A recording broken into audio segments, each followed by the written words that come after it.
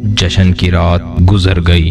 صلاح الدین ایوبی گھوڑے پر سوار ہوا تو سوڈانی فوج نے صلاح الدین زندہ باد کے نعرے لگانا شروع کر دیے۔ صلاح الدین نعروں کا جواب دیے بغیر وہاں سے روانہ ہو گیا۔ محل پہنچ کر وہ علی بن سفیان اور اس کا ایک نائب سارا دن اور رات کے آخری پہر تک کمرے میں تبادلہ خیال کرتے رہے۔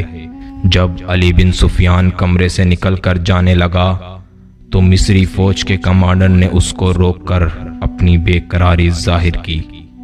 اس نے بتایا وہ امیر مصر کو خدا کا برگزیدہ بندہ سمجھتے تھے، لیکن رات اس کے خیمے میں ایک رقاصہ نے گزاری ہے۔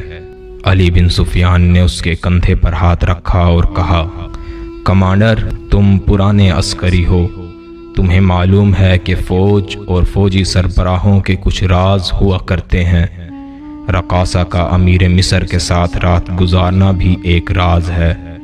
تم اور تمہاری فوج اطمینان رکھے، امیر مصر نے کوئی گناہ نہیں کیا۔ اگلے روز ناجی یہ خبر سن کر گھبرا گیا کہ صلاح الدین ایوبی نے 50,000 سوڈانی فوج کو مصر کی فوج میں مدغن کرنے کا حکم دے دیا ہے۔ وہ غصے کی حالت میں صلاح الدین ایوبی کے پاس آیا اور حکم کی تصدیق کی۔ صلاح الدین ایوبی نے مزید اسے بتایا کہ اب تم کوئی سالار نہیں ہو، یہ فیصلہ میں نے اس لیے کیا کہ انتظامیہ اور فوج کے درمیان سازشوں کا خطرہ ٹل جائے، اور اس لیے بھی کہ اس فوج میں خرافات کو دور کر دیا جائے۔ ناجی پریشانی کی حالت میں خوش آمدی لہجے میں بولا، امیر محترم میری کیا حیثیت رہ جائے گی، اس ناچیز کا کیا ہوگا؟ صلاح الدین ایوبی جو اس کے بارے میں بہت کچھ جانتا تھا بولا، تم خود ہی اپنے ماضی پر نظر ڈالو، ضروری نہیں اپنی کارستانیاں مجھ سے سنو۔ اب جاؤ اور فوج اور اس کے سامان کے کاغذات تیار کر کے میرے نائب کو دے دو، 7 دن کے اندر میرے حکم کی تعمیل مکمل ہو جائے۔ وہاں ناجی کا حرم بھی اس خبر کو سن چکا تھا کہ زکوئی جیسی خوبصورت رقاصہ نے امیر مصر کے خیمے میں رات گزاری ہے۔ پہلے ہی زکوئی وہاں پہلے سے موجود رقاصاؤں کو پسند نہیں تھی۔ اس خبر نے ان کے اندر مزید حسد پیدا کر دیا۔ حسد نے اندھا کیا تو وہاں موجود 2 رقاصاؤں نے زکوئی کو قتل کرنے کا ارادہ کیا، لیکن ان کے لیے یہ ممکن نہ تھا۔ انہوں نے حرم کی سب سے چلاک خادمہ کو یہ کام سونپا۔ وہاں ناجی اپنی خواہشات کے پورا نہ ہونے کے غم میں کمرے میں ادھر ادھر ٹہل رہا تھا۔ زکوئی نے ناجی سے 4 بار ایوبی سے بات کر کے اس کو شیشے میں اتارنے کی اجازت چاہی۔ ناجی جان چکا تھا کہ اب کوئی طریقہ باقی نہیں بچا جس سے امیر مصر کے حکم کو تبدیل کر دیا جائے۔ ایک آہ بھرتے لہجے میں ناجی نے کہا، امیر مصر نے مجھے کہیں کا نہیں چھوڑا، مجھے معلوم ہے کس نے میرے خلاف سازش کی ہے، وہ میری ابھرتی ہوئی حیثیت سے ناخوش تھے۔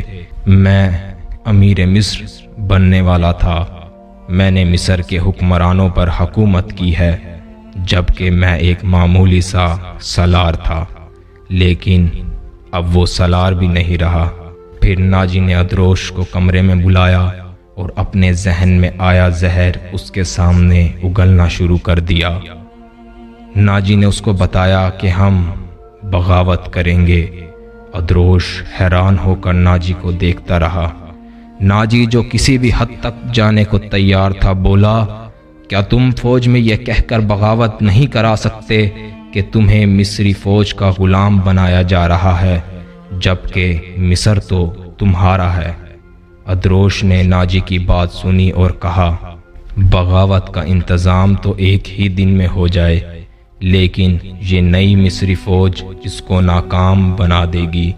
ہمیں تمام پہلو کو دیکھنا چاہیے۔